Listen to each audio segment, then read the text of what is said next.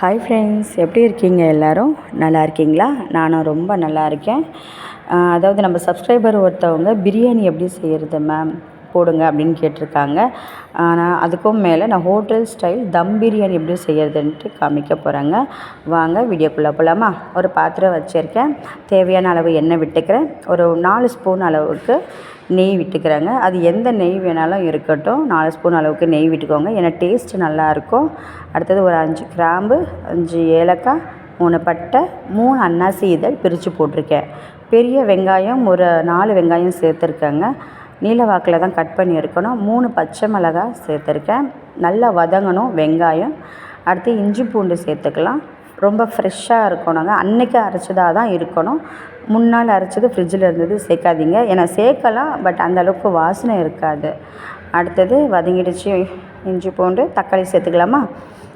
ஒரு 3 பழமான தக்காளி, பெரிய தக்காளி எடுத்திருக்கேன். வெங்காயம் விட தக்காளி குறைவாக தான் இருக்கணும். எப்போவுமே சிக்கனுக்குன்னு சேர்க்கும்போது குறைவாக தான் இருக்கணும். இது பார்த்திங்கன்னா பாதிக்கு பாதி தாங்க குழஞ்சி இருக்கணும். தக்காளி முழுசாக குழையக்கூடாது.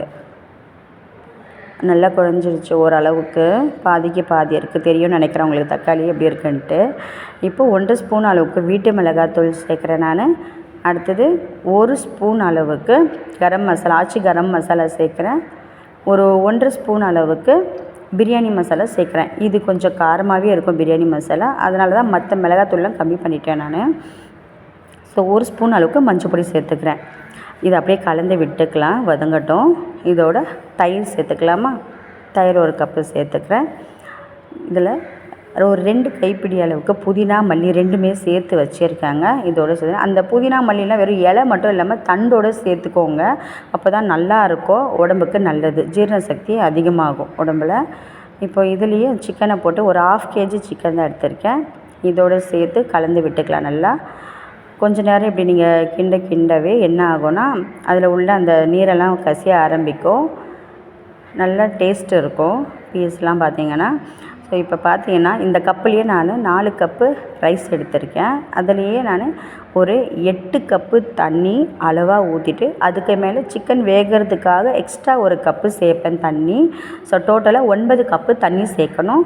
ஒரு 2 கைப்பிடி அளவுக்கு கல் உப்பு சேர்த்துக்கிட்டேன். இது போல் நல்லா கொதித்து வரணுங்க.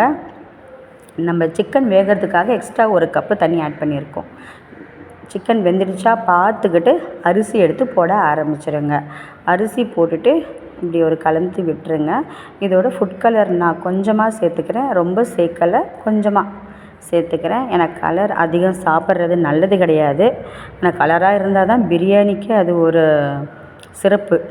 அதனால் கொஞ்சமாக கலர் சேர்த்துக்கிட்டு அப்படியே கொஞ்சம் க்ளோஸ் பண்ணி விட்டு கொஞ்சம் நேரம் அப்படியே வேகட்டும் ஹை ஃப்ளேமில். பக்கத்தில் பார்த்திங்கன்னா அரிசி போட்ட உடனே பக்கத்தில் நம்ம தம் பண்ணுறதுக்கு ஒரு தோசைக்கல் வச்சுட்டேன்.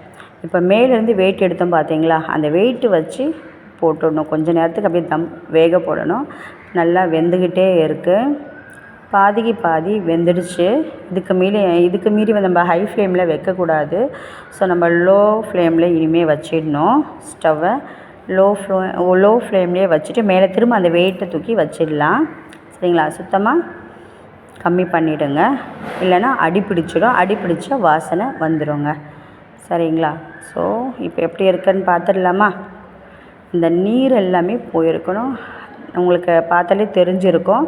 தண்ணி இதிலையே காணாமல் போச்சு பாருங்கள். இப்போ வெந்துடுச்சான்னு பார்க்கலாம். நம்ம ரைஸு நல்லா வெந்துடுச்சு, பார்த்தாலே தெரியும் நமக்கு.